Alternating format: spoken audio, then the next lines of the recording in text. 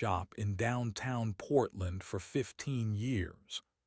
The modest storefront on Cedar Street wasn't much to look at, but it paid the bills and allowed him to support his wife Jennifer and their twin daughters. At 42, Marcus had seen his share of the city's homeless population, often finding people sleeping in doorways or alleys nearby. He'd grown accustomed to the sight, though it never stopped tugging at his conscience. It was a cold October evening when Marcus first noticed her. As he locked up his shop around 9 p.m., he spotted a young woman settling down against the brick wall next to his store. She appeared to be in her early 20s, with auburn hair pulled back in a messy ponytail, and wearing a worn denim jacket that seemed inadequate for the dropping temperatures. What caught his attention immediately was her obvious pregnancy. She looked to be at least 6 months along, her belly prominent even beneath the oversized jacket. Marcus paused, keys still in his hand, watching as she arranged a thin blanket on the concrete and pulled a small backpack close to her chest. She moved carefully, protecting her unborn child with each gesture. The sight made his stomach clench. He'd seen plenty of homeless individuals over the years, but never a pregnant woman, and certainly not one who looked so young and vulnerable. "Excuse me," Marcus called out gently, not wanting to startle her. "Are you okay? Do you need any help?" The woman looked up quickly, fear flashing in her hazel eyes. She pulled her jacket tighter around herself. "I'm fine, thanks. Just resting for a bit." Marcus could see she was anything but fine. Her face was pale, and there were dark circles under her eyes. "It's supposed to get down to 35 degrees tonight. That's not safe for you or your baby." "I'll be okay," she insisted, though her voice wavered slightly. "I've got a blanket." Marcus felt torn.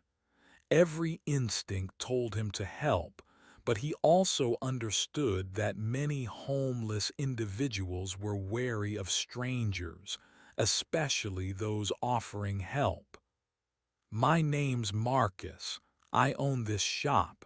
What's your name?" After a long pause, she replied, "Rebecca. Rebecca Martinez." "Well, Rebecca, I can't in good conscience let you sleep out here in this cold. There's a shelter about 6 blocks away, the Morrison Street Center. They have beds and it's warm. I could give you directions or even drive you there if you'd like." Rebecca shook her head firmly. "I can't go to shelters. They're not safe, especially for someone in my condition. I'll be fine here." Marcus wanted to argue, but he could see the determination in her eyes. Instead, he reached into his wallet and pulled out a $20 bill. "At least take this. Get yourself something warm to eat." Rebecca hesitated, pride warring with necessity. Finally, she accepted the money with a quiet "thank you." As Marcus drove home that night, he couldn't shake the image of Rebecca settling in for a cold night on the hard concrete. When he told Jennifer about the encounter, she shared his concern. "A pregnant woman sleeping outside. Marcus, we have to do something more." I offered to help, Marcus replied, though he knew his wife was right. She refused the shelter. What else can I do? I don't know, but we'll figure something out. The next morning, Marcus arrived at his shop to find Rebecca gone, but he noticed she'd left the area cleaner than she'd found it. There was no trash, no sign she'd been there except for the faint impression in the dust where she'd slept. He felt a mix of relief and worry, relief that she'd apparently found somewhere safer to go, and worry about where that might be. Marcus threw himself into his work that day, repairing smartphones and laptops, trying to push thoughts of Rebecca from his mind. But as evening approached, he found himself glancing out the window repeatedly, wondering if she'd return. Sure enough, as the sun set and the temperature began to drop, Rebecca appeared at the end of the street. She walked slowly, one hand on her lower back, the other supporting her belly. Marcus watched through his window as she made her way to the same spot beside his shop and began her nighttime routine of settling in with her thin blanket and small backpack. This time Marcus was ready. He'd stopped by a convenience store on his lunch break and purchased a thermos of hot soup, a sandwich, and a bottle of water. As he locked up his shop, he approached Rebecca with the bag of food. "I thought you might be hungry," he said simply, offering her the bag. Rebecca looked up at him with surprise, then at the bag. "You don't have to do this." "I know I don't have to. I want to." Marcus crouched down so he was at her eye level. "Look, I'm not trying to pry or make you uncomfortable. I just can't stand the thought of you and your baby going hungry and cold." Tears welled up in Rebecca's eyes as she accepted the food. "Thank you," she whispered. "I can't remember the last time someone was this kind to me." Marcus felt his heart break a little at her words. "Can I ask why you won't go to a shelter? I know you said they're not safe, but surely it's better than sleeping outside." Rebecca was quiet for a long moment, unwrapping the sandwich with shaking hands. "I was assaulted at the last shelter I stayed at. A woman tried to steal my things while I was sleeping, and when I fought back, she hit me in the stomach. I can't risk that happening again, not when I'm responsible for this baby." The revelation hit Marcus like a physical blow. The idea that someone would attack a pregnant woman made him sick. "I'm so sorry that happened to you. That's horrible." "It is what it is," Rebecca said with a sad smile. "But I won't put my baby at risk again.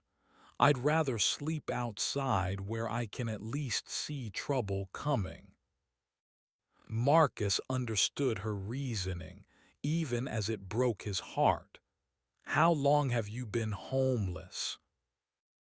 "About 3 months now. I lost my job at a restaurant when I started showing. The owner said I was bad for business and fired me. I couldn't make rent and got evicted. I've been trying to find work, but nobody wants to hire someone who's obviously pregnant." The injustice of it all made Marcus angry. "That's illegal. You can't be fired for being pregnant." Maybe, but try proving it. He had all sorts of excuses, said I was late too often, that I was rude to customers. All lies, but what could I do? I couldn't afford a lawyer and I needed to focus on surviving.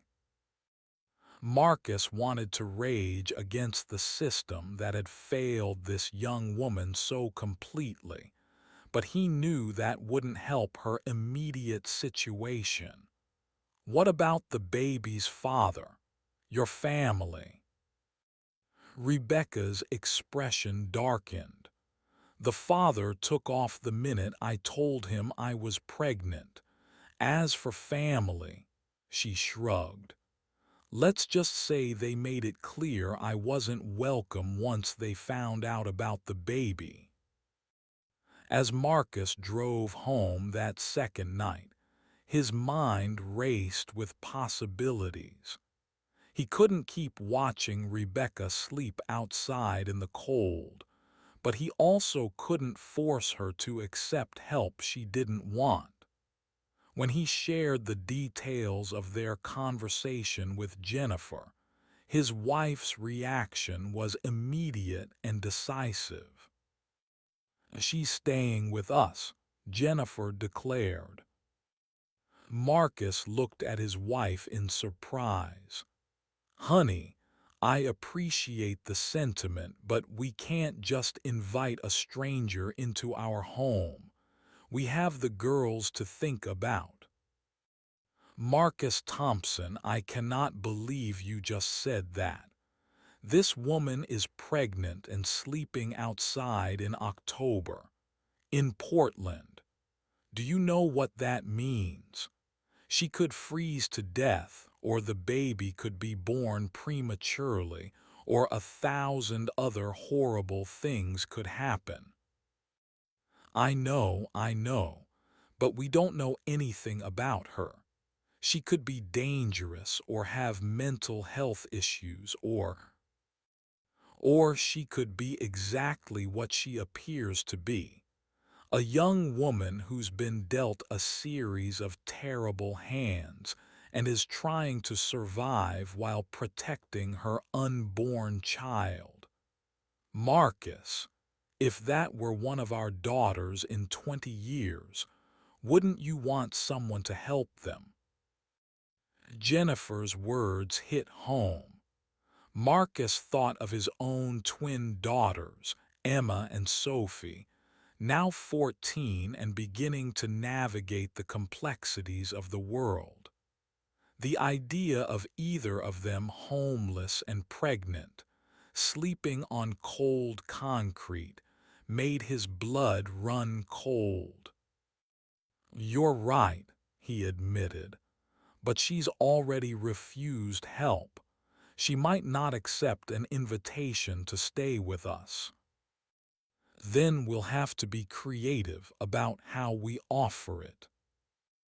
The next day, Marcus found himself distracted at work, thinking about Rebecca and his wife's words. He kept glancing out the window, half expecting to see her during daylight hours, but she never appeared.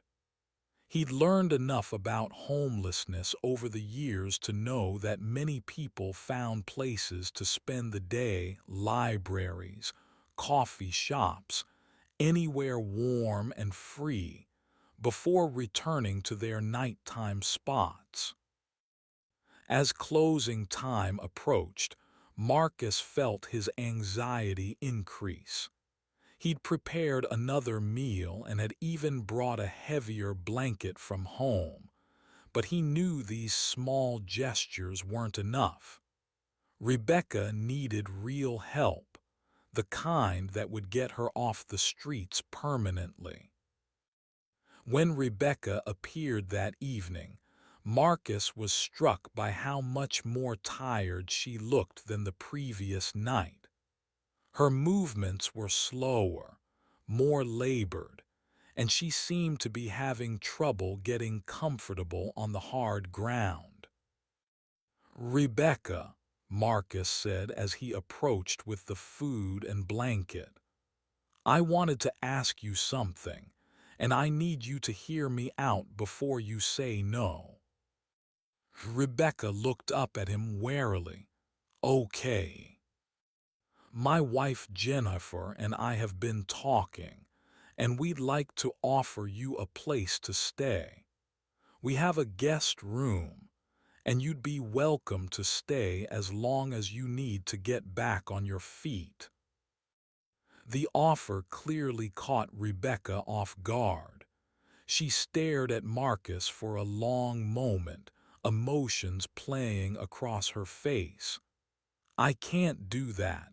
I won't be anyone's charity case. It's not charity, Marcus said quickly. It's just human decency. You're pregnant and living on the street. If you were our daughter, we'd want someone to help you. But I'm not your daughter. I'm a stranger. You don't know anything about me. Then tell me about yourself. Help me understand your situation better. Rebecca pulled the new blanket around her shoulders, savoring its warmth. There's not much to tell. I'm 23 years old, I have a high school diploma and 2 years of community college. I worked as a waitress for 3 years before I got pregnant. I don't do drugs, I don't drink, and I've never been arrested. I'm just someone who ran out of options. What did you study in college? Early childhood education. I wanted to be a teacher. Rebecca's voice grew wistful. I always loved kids, thought I'd be good at it, but I couldn't afford to finish my degree, so I dropped out and started waitressing to pay rent. Marcus felt a spark of hope. Teaching is a good profession, stable with benefits. You could go back to school after the baby is born. With what money? And who's going to watch the baby while I'm in classes? Rebecca shook her head. I had dreams once, but they don't matter now. I just need to focus on surviving and making sure my baby is healthy.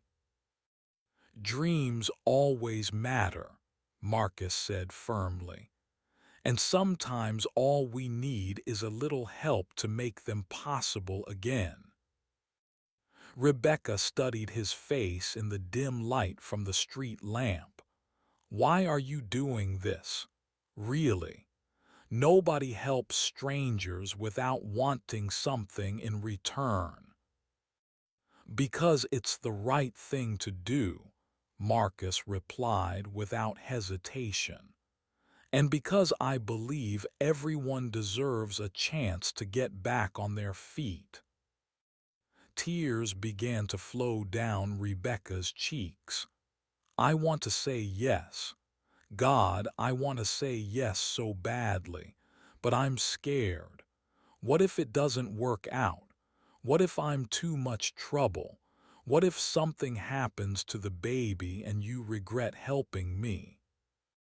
Then we'll figure it out together, Marcus said gently. You don't have to make a decision right now. Just think about it, okay? As Marcus walked away that night, he felt a mixture of hope and frustration. He could see that Rebecca wanted to accept help, but her fear and pride were holding her back. He understood her hesitation. She'd been let down and hurt so many times that trusting anyone felt impossible. When he got home, Jennifer was waiting up for him. How did it go? She's thinking about it, Marcus replied. She wants to say yes, but she's scared. Of course she is. She's probably been disappointed by people before. We just have to be patient and show her that we're different. The next morning brought the first real snow of the season. Marcus woke to find 3 inches of white covering the ground, with more falling steadily. His first thought was of Rebecca, sleeping outside in this weather. He called Jennifer from the shop. "Did you see the snow?" he asked without preamble. "I'm looking at it right now. Marcus, you have to convince her to come home with you tonight. She'll freeze to death out there." "I know. I'm going to close early and see if I can find her." Marcus spent the afternoon searching the downtown area, checking the library, coffee shops, and anywhere else Rebecca might have taken shelter. He found no trace of her, which made him increasingly anxious. By evening, the snow had intensified, and the temperature had dropped to 20 degrees. When Rebecca didn't appear at her usual spot by 8 p.m., Marcus began to panic. He drove through the surrounding neighborhoods, looking for any sign of her. At nearly 10 p.m., he finally spotted her huddled in a doorway 6 blocks away, shivering violently despite being wrapped in both blankets he'd given her. "Rebecca," Marcus called out, jumping from his car.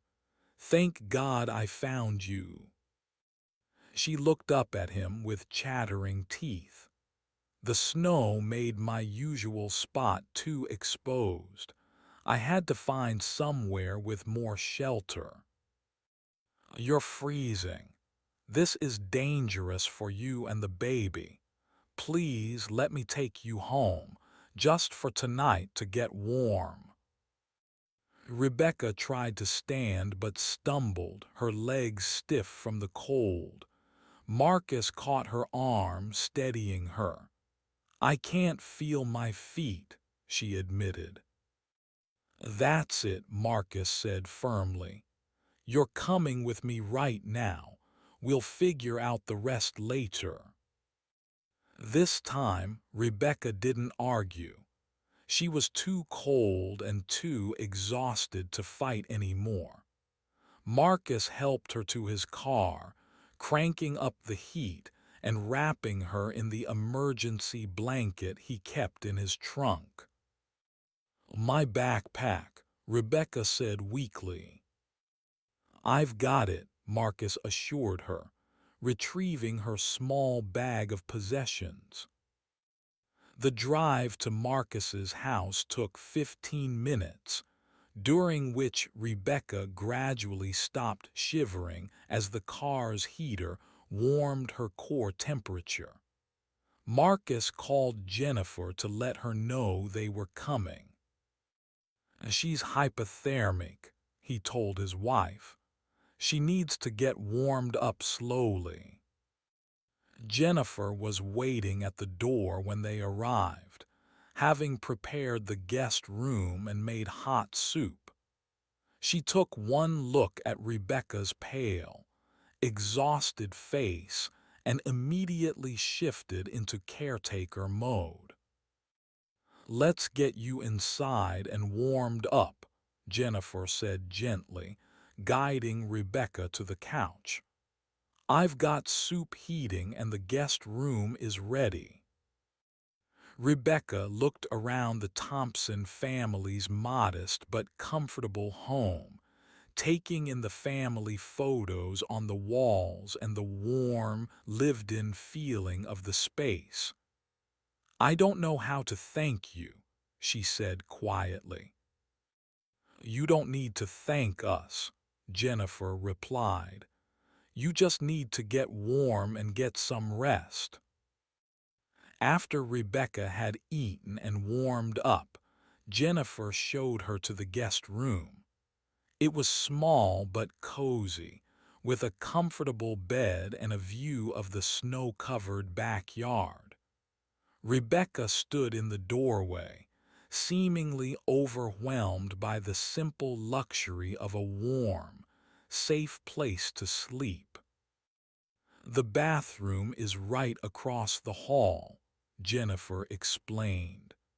"There are clean towels and toiletries if you'd like to shower.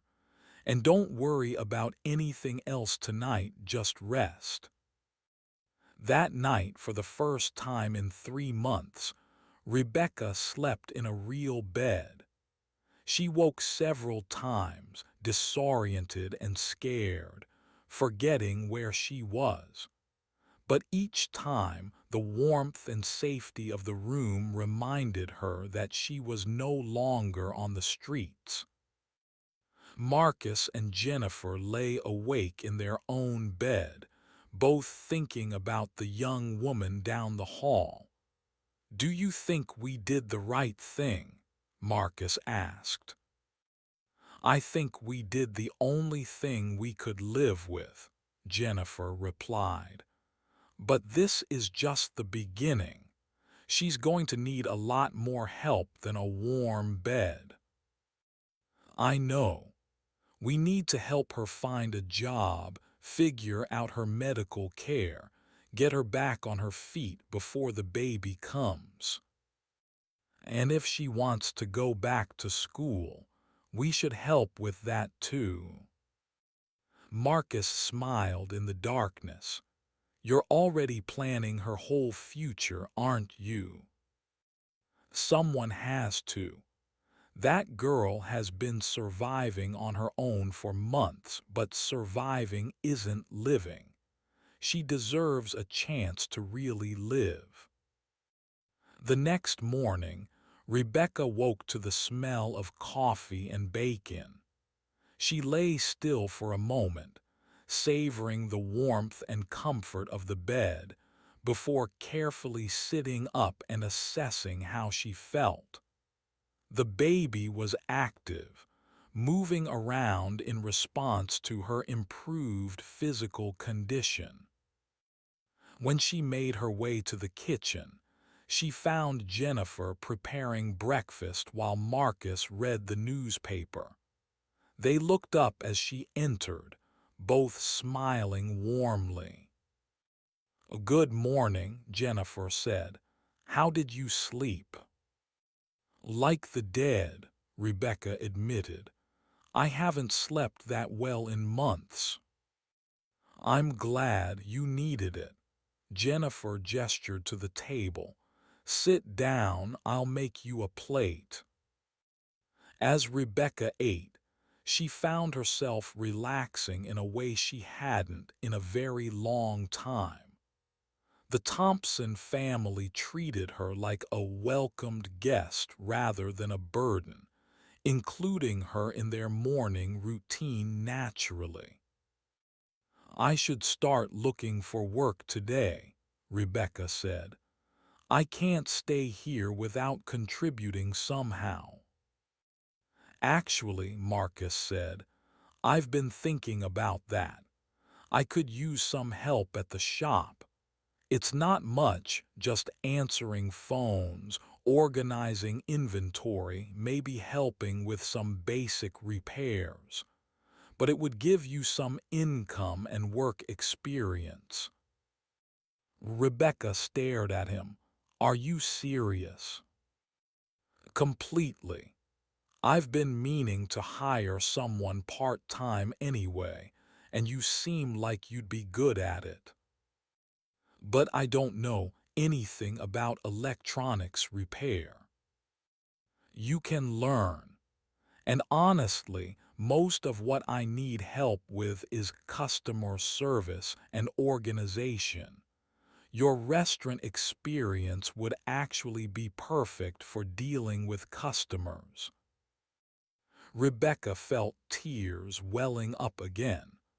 "I don't understand why you're being so kind to me." "Because everyone deserves a chance," Jennifer said simply. and because we can see that you're someone who will make the most of the opportunities you're given. Over the following weeks, Rebecca settled into a routine that felt almost normal.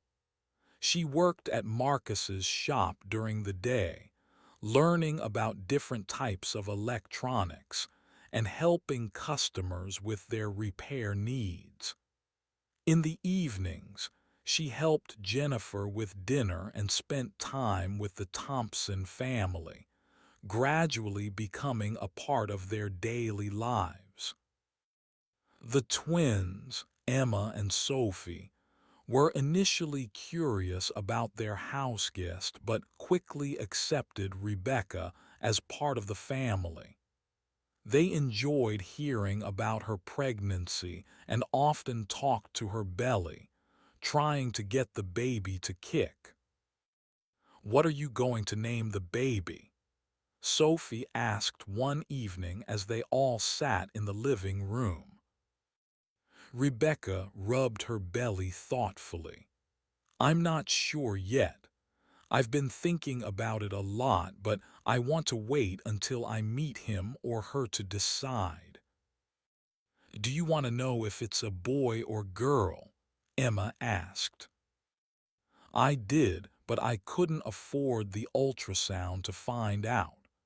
I've just been getting basic prenatal care at the free clinic." Marcus and Jennifer exchanged glances.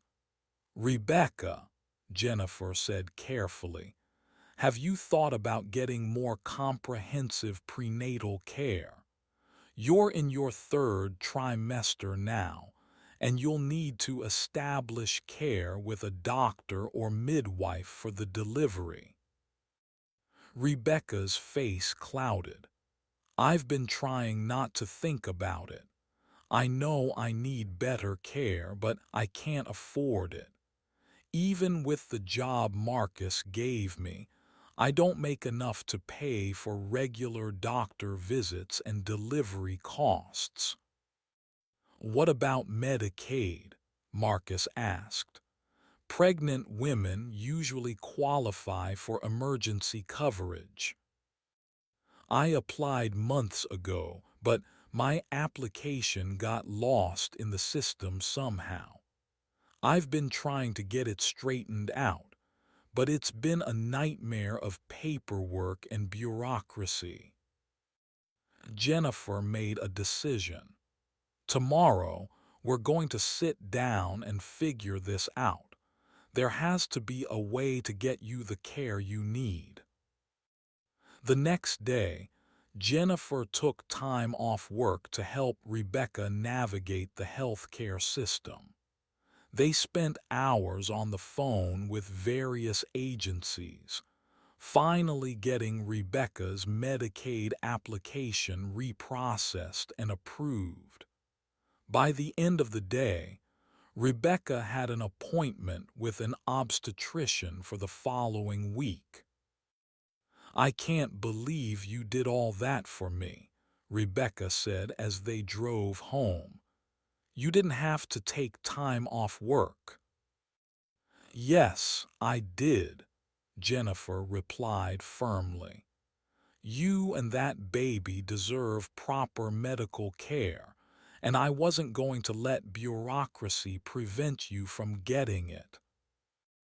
At the doctor's appointment, Rebecca learned that despite her months of homelessness and poor nutrition, the baby was developing normally. The doctor was impressed by how well she had taken care of herself under difficult circumstances. "You're having a girl," the doctor announced during the ultrasound. "She looks healthy and strong." Rebecca stared at the image on the screen, seeing her daughter's face for the first time. "She's beautiful," she whispered. "She is," the doctor agreed. "And she's lucky to have a mother who's fought so hard to keep her safe." That evening, Rebecca shared the news with the Thompson family.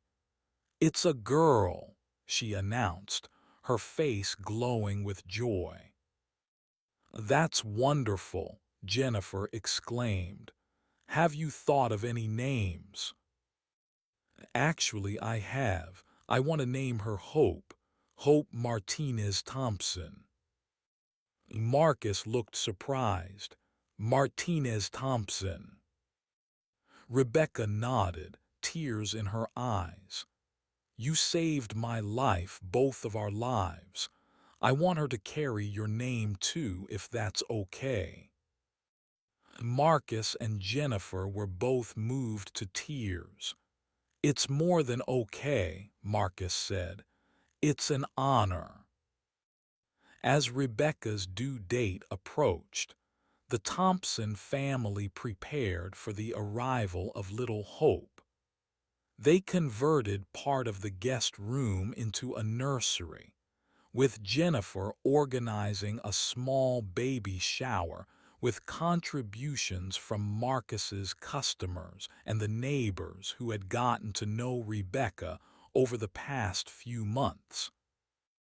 "I never imagined I'd have a baby shower," Rebecca said as she opened gifts. "I thought I'd be doing this completely alone." "You're not alone," Emma said firmly. "You're part of our family now." "Forever," Sophie added. Rebecca went into labor on a cold December night, just 2 weeks before Christmas. Marcus drove her to the hospital while Jennifer stayed with the twins. The labor was long and difficult, but Rebecca was strong, and at 6:47 a.m., Hope Martinez Thompson entered the world. "She's perfect," Rebecca whispered as she held her daughter for the first time. "She's absolutely perfect." Marcus, who had stayed throughout the night, looked down at the tiny baby and felt his heart swell with love. "She looks like you," he said softly. "She looks like herself," Rebecca replied. "She looks like Hope." The next few months were a whirlwind of sleepless nights, feeding schedules, and the joy of watching Hope grow and develop. Rebecca proved to be a natural mother, caring for her daughter with patience and love despite her own exhaustion. Marcus expanded Rebecca's role at the shop, teaching her more complex repairs and even letting her handle some customer consultations. She had a natural aptitude for the work and quickly became an invaluable part of the business. "I've been thinking," Marcus said one day as they worked side by side. "I want to make you a partner in the business." Rebecca looked up from the smartphone she was repairing. "What?" "You've been here 6 months now, and you've transformed this place. Customer satisfaction is up, profits are up, and I actually enjoy coming to work again. I want to offer you a 20% stake in the business." Rebecca set down her tools, stunned. "Marcus, I can't accept that. You've already done so much for me." "I'm not giving you anything. You've earned this. You've worked hard, learned fast, and contributed to the success of this business. It's not charity, it's business." That evening, Rebecca called her former coworkers at the restaurant where she'd been fired. She'd stayed in touch with a few of them, and they'd been following her story with interest. "You're not going to believe what happened," she told her friend Maria. Marcus offered me a partnership in his business. That's amazing. You deserve it after everything you've been through. I keep thinking about what would have happened if I'd never met the Thompsons. If Marcus hadn't noticed me sleeping outside his shop that first night. But he did notice you, and he did help. That's what matters. Rebecca looked down at Hope, sleeping peacefully in her arms. Sometimes I wonder what I did to deserve such kindness. You were kind yourself, Maria replied. Remember how you always helped the other waitresses when they were struggling, how you covered shifts for people when they were sick. Kindness comes back to you, Rebecca. It just took a while. As Hope approached her first birthday, Rebecca made a decision that had been months in the making. She wanted to go back to school to finish her degree in early childhood education. The Thompsons were supportive, offering to help with childcare so she could attend classes. "Are you sure you want to take this on?" Jennifer asked. "Working and going to school with a baby is going to be exhausting." "I'm sure," Rebecca said firmly. "I want to build a real future for Hope. I want her to see that her mother didn't give up on her dreams." Rebecca enrolled in online classes, studying in the evenings after Hope was asleep. The work was challenging, but she was motivated by the goal of becoming a teacher. She often thought about her own experiences and how they would make her a better educator, someone who could recognize and help children who were struggling. On Hope's first birthday, the Thompson family threw a celebration that filled their backyard with friends, neighbors, and customers from the shop. Rebecca watched her daughter take her first tentative steps, reaching for Marcus with chubby hands. "She thinks you're her grandfather," Rebecca said with a smile. "I am her grandfather," Marcus replied without hesitation, "in every way that matters." As the party wound down, Rebecca found herself alone with Jennifer in the kitchen, cleaning up plates and cups. "I've been thinking about that first night," Rebecca said. "When Marcus found me sleeping outside his shop, I was so scared and desperate. I never imagined that moment would change my entire life." "You changed our lives too," Jennifer replied. "Having you and Hope here has brought so much joy to our family. I used to think that people only helped others when they had something to gain, that there was always an ulterior motive. But you and Marcus proved me wrong. We just did what felt right, what we hoped someone would do for our daughters if they were ever in trouble."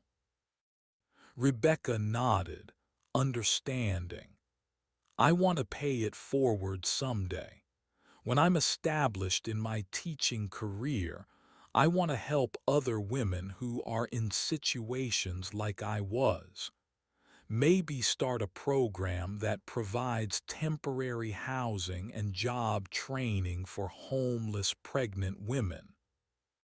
"That's a beautiful idea," Jennifer said, "and I think you're exactly the right person to make it happen." 2 years later, Rebecca walked across the stage to receive her bachelor's degree in early childhood education. Hope, now a toddler, clapped from the audience where she sat with Marcus, Jennifer, Emma, and Sophie, her family in every sense of the word. Rebecca had been hired as a teacher at a local elementary school, where she quickly became known for her ability to connect with children from difficult backgrounds. She had a special gift for recognizing when a child was struggling and knowing how to help them. "You have a way with the kids who need extra attention," her principal observed. "They trust you in a way they don't trust other adults." "I understand what it feels like to be overlooked or dismissed," Rebecca replied. "I never want a child to feel that way in my classroom." Rebecca's partnership in Marcus's electronics shop continued to flourish. She had taken over much of the day-to-day operations, allowing Marcus to focus on the more complex repairs while she handled customer service and business management. The shop had doubled its revenue since she joined, and they were considering opening a second location. "I have an idea," Rebecca said one evening as they closed up the shop. "What if we offered free phone and computer repairs for homeless individuals? Help them stay connected so they can find jobs and housing." Marcus smiled. "I love it. Let's start with a few hours each week and see how it goes." The program was an immediate success. Word spread quickly through the homeless community, and soon Rebecca and Marcus were helping dozens of people each month. Many of their clients were amazed to find themselves treated with dignity and respect, often commenting that it was the first time in months that someone had looked them in the eye and treated them like human beings. "This is what I was meant to do," Rebecca told Jennifer one evening as they watched Hope play with her toys. "Use my experiences to help other people." "You've come so far from that scared young woman sleeping outside Marcus's shop," Jennifer observed.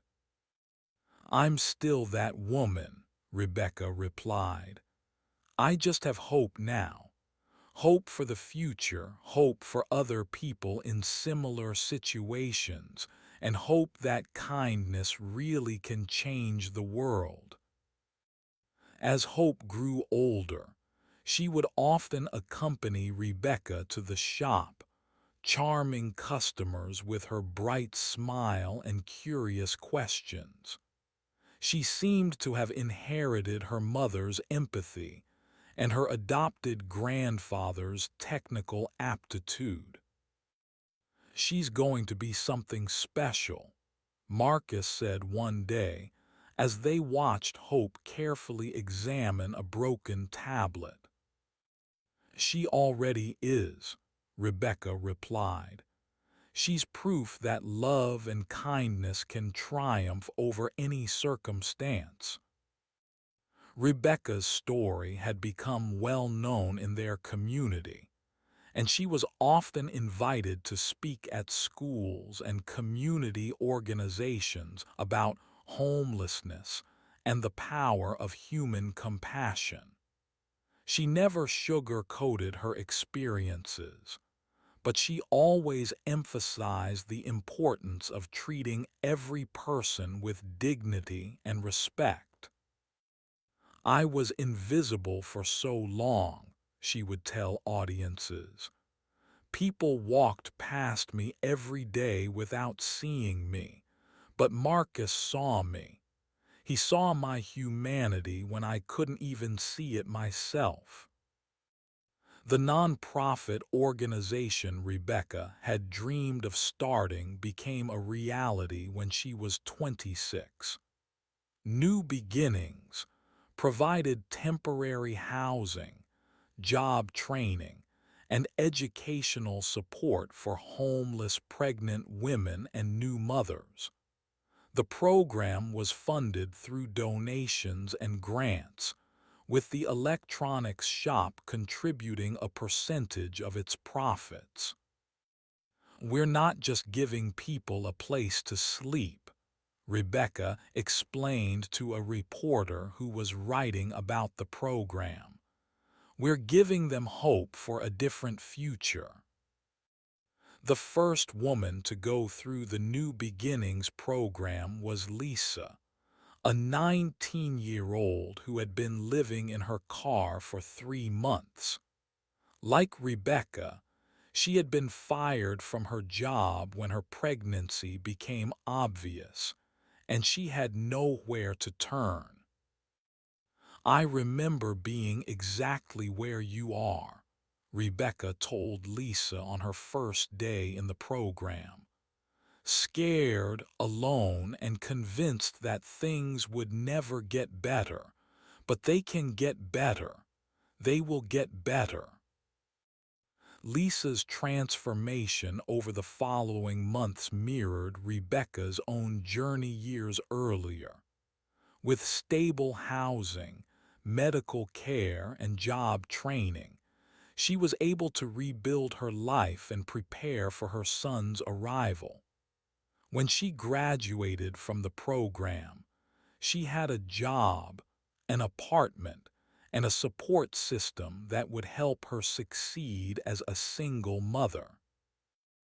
"You saved my life," Lisa told Rebecca at the graduation ceremony.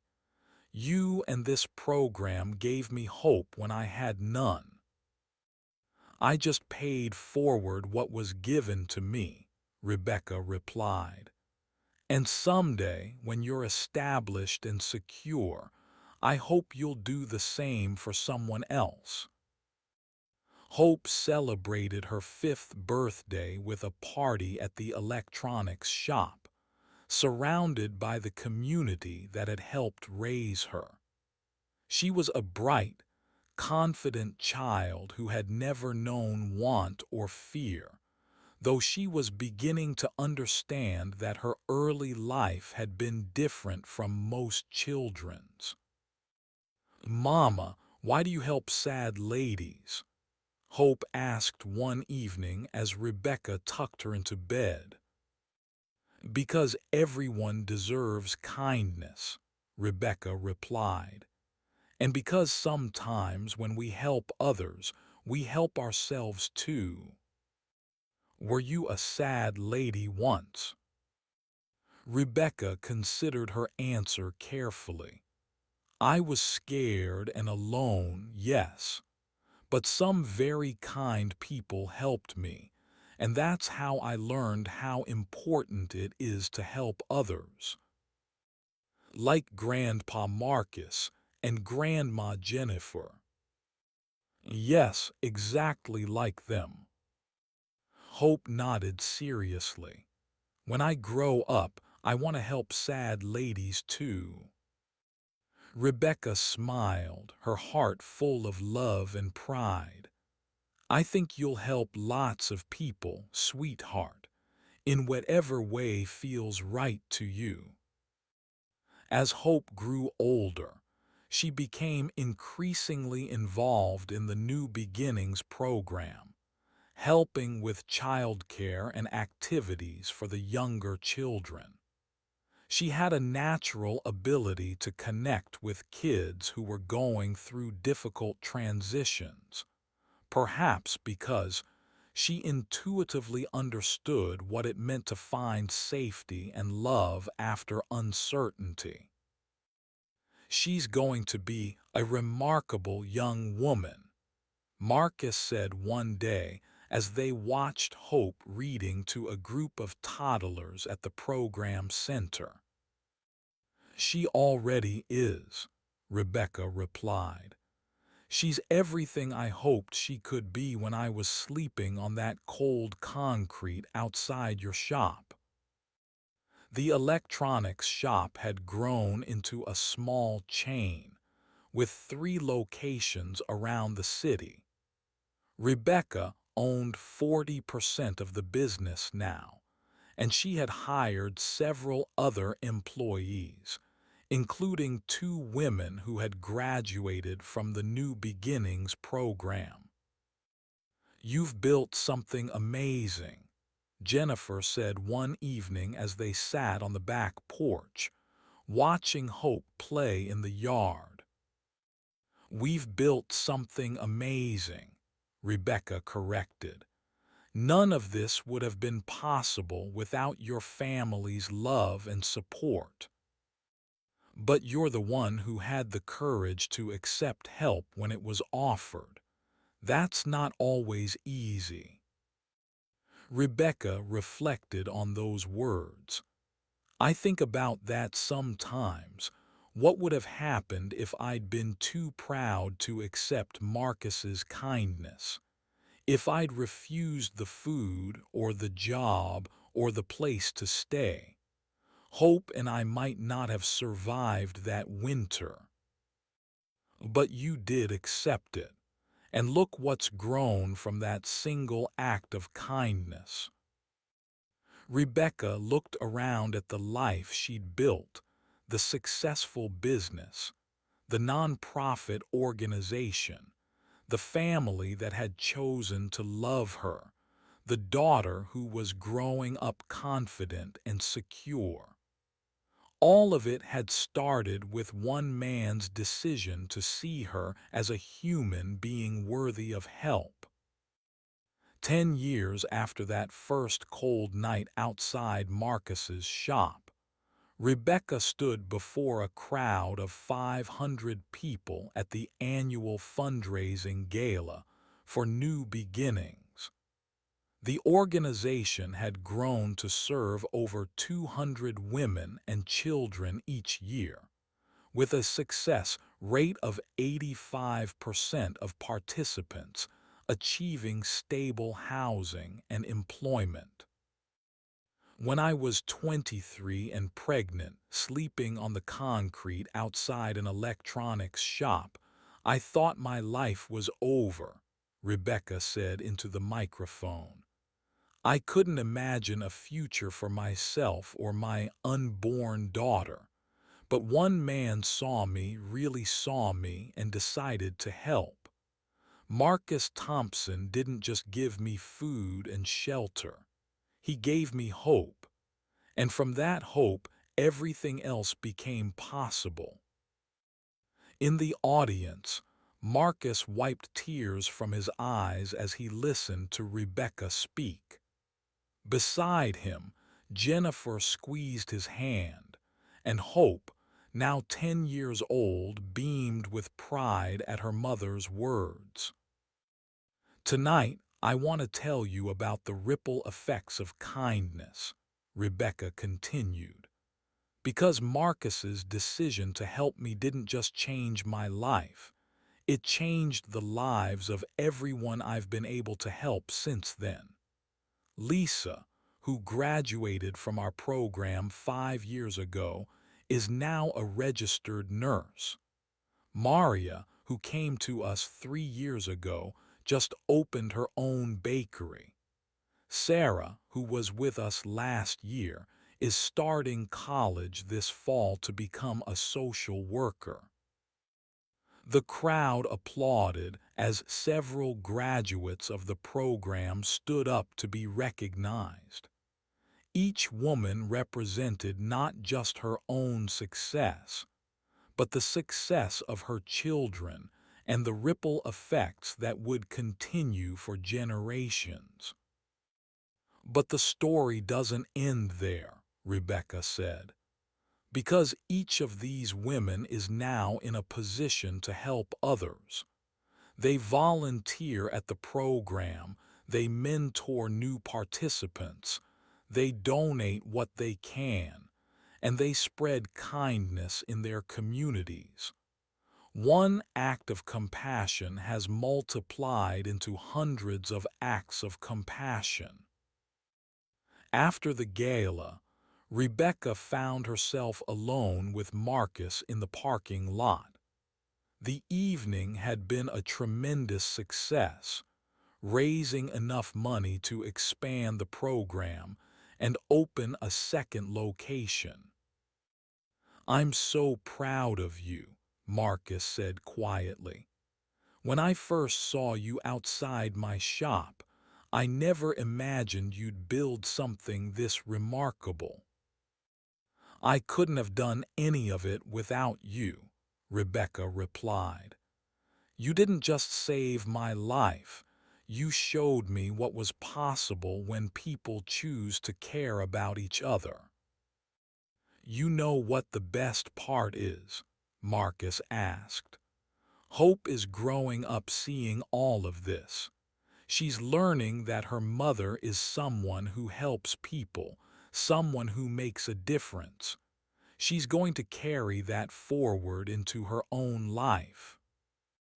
Rebecca smiled, thinking of her daughter's latest school project about heroes in the community. Hope had chosen to write about the volunteers at New Beginnings, interviewing several of them about why they chose to help others. "She already is carrying it forward," Rebecca said. "She talks about wanting to be a teacher like me, but also wanting to help people who don't have homes.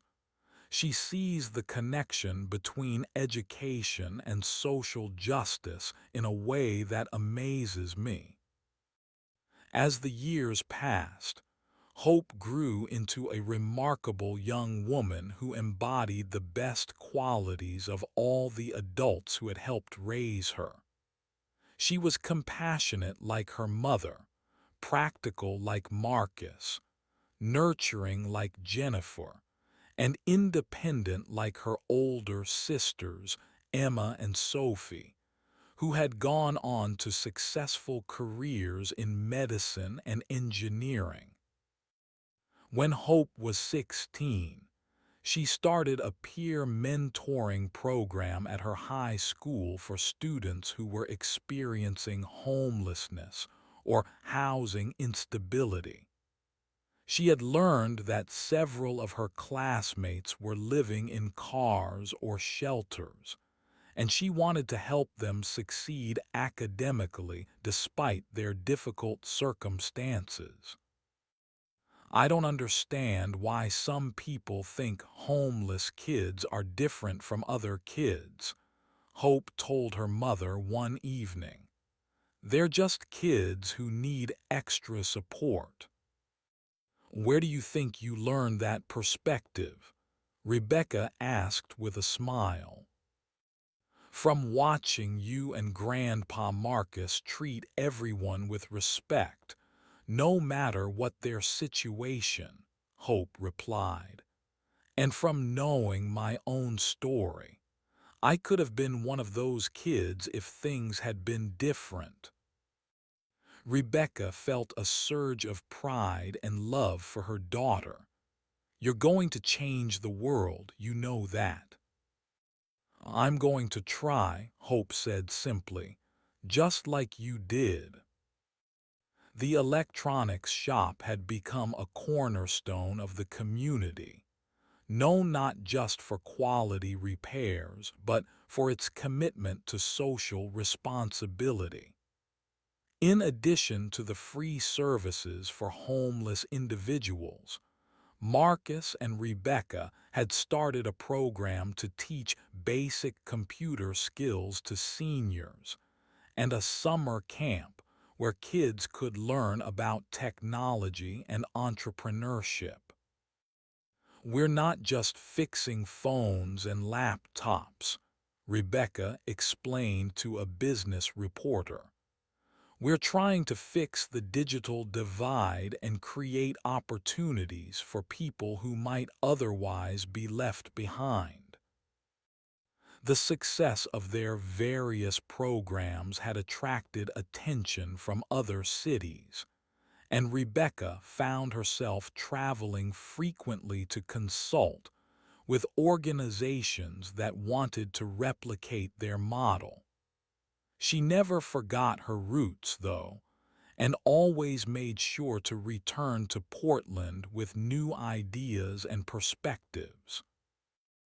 Every city has its own challenges, she told Marcus after a particularly successful consulting trip to Seattle. But the principles are the same: see people as human beings, treat them with dignity, and give them the tools they need to succeed.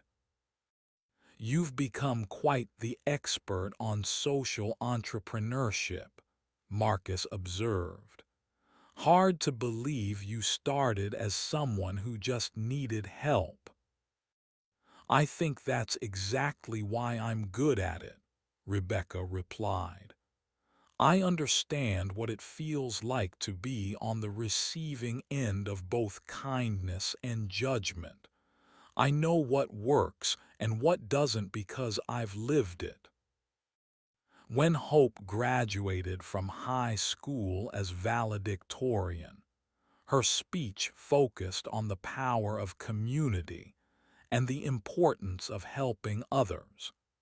She had been accepted to several prestigious universities, but she chose to attend Portland State University so she could continue working with the New Beginnings program while studying social work and education. I want to stay close to home, she told her family. This community made me who I am, and I want to give back to it. Rebecca understood her daughter's choice, though she also wanted to make sure Hope was making the decision for the right reasons. You don't have to carry the weight of everyone else's problems, she told Hope. You're allowed to live your own life and pursue your own dreams. But this is my dream, Hope insisted. I want to help people the way you've helped people. I want to be part of something bigger than myself. Rebecca saw herself in her daughter's words and knew that Hope was making the right choice for her. The young woman had inherited not just her mother's compassion, but also her determination and her understanding of how to turn personal experience into positive action. The New Beginnings program celebrated its 10th anniversary with a festival in the park, featuring success stories from graduates, performances by children in the program, and booths representing various community organizations. Rebecca stood at the edge of the crowd, watching families enjoy the celebration, and marveled at how far they'd all come.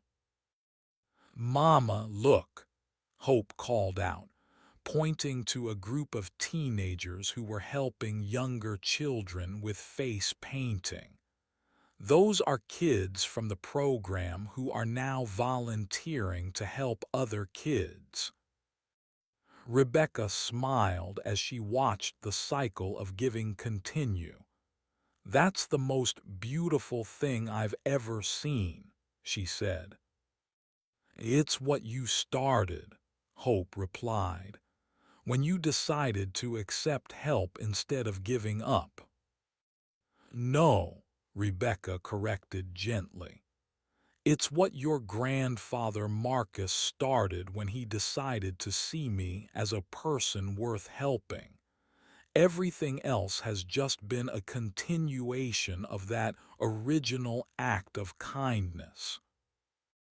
As the sun set over the festival, Rebecca found herself reflecting on the journey that had brought her to this moment. From a scared, pregnant young woman sleeping on cold concrete to a successful businesswoman and social entrepreneur. She had traveled a path she never could have imagined. But more than her personal success, she was proud of the community of support and love that had grown around her. "You know what I've learned," she said to Marcus and Jennifer as they watched Hope organize a group of children for a game. "Kindness isn't just about helping people in the moment. It's about believing in their potential and giving them the tools to achieve it." "And sometimes," Marcus added, "the person you help ends up helping more people than you ever could have alone." Rebecca nodded, understanding the truth of his words. "I think that's the real miracle of what happened to us. Not just that my life was saved, but that it became a life dedicated to saving others."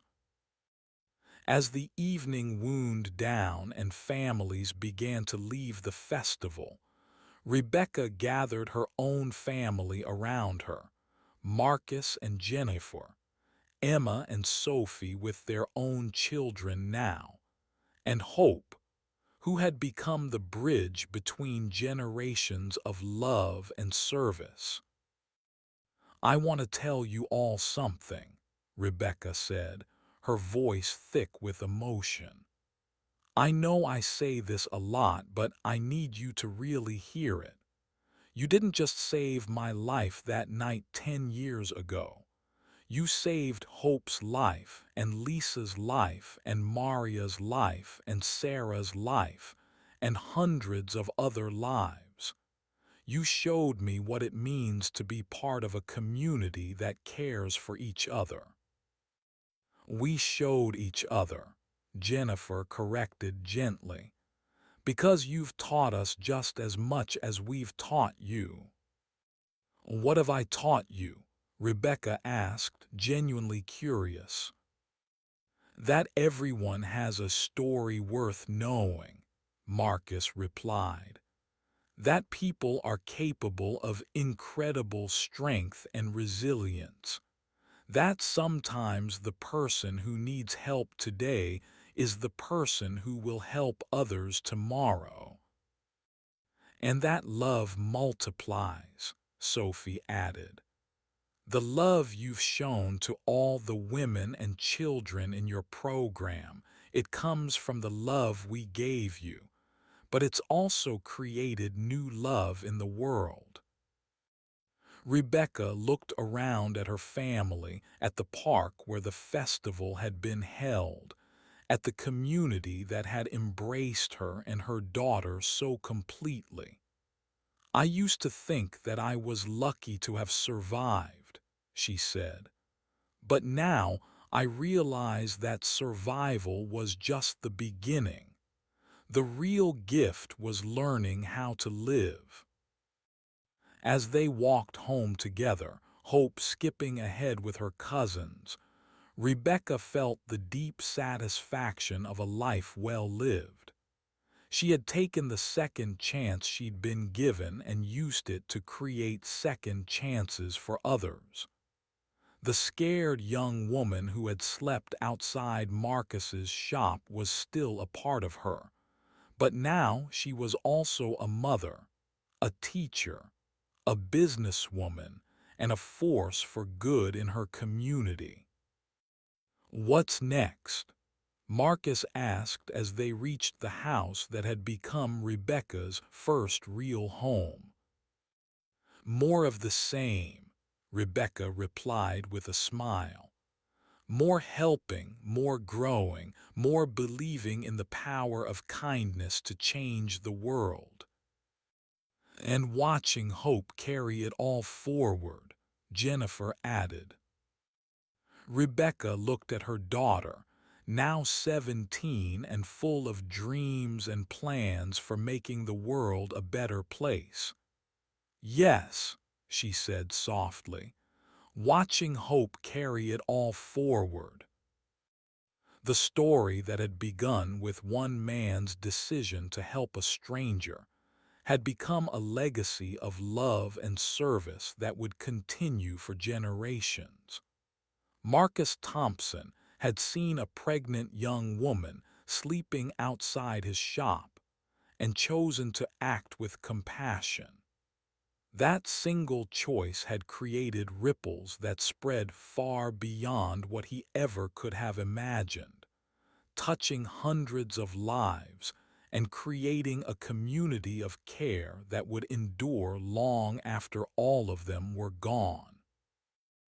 In the end, Rebecca's story wasn't just about overcoming homelessness or building a successful business or creating a nonprofit organization. It was about the transformative power of human kindness and the way that love, once given freely, multiplies and spreads until it touches the lives of people who will never even know the name of the person who started it all. And in a small electronics shop in Portland, where the walls were covered with thank you notes from grateful customers and photos from New Beginnings graduations, that legacy lived on in the daily choice to treat every person who walked through the door with dignity and respect. Because Marcus Thompson had learned, and Rebecca Martinez Thompson had proven, that you never know when a simple act of kindness might change everything.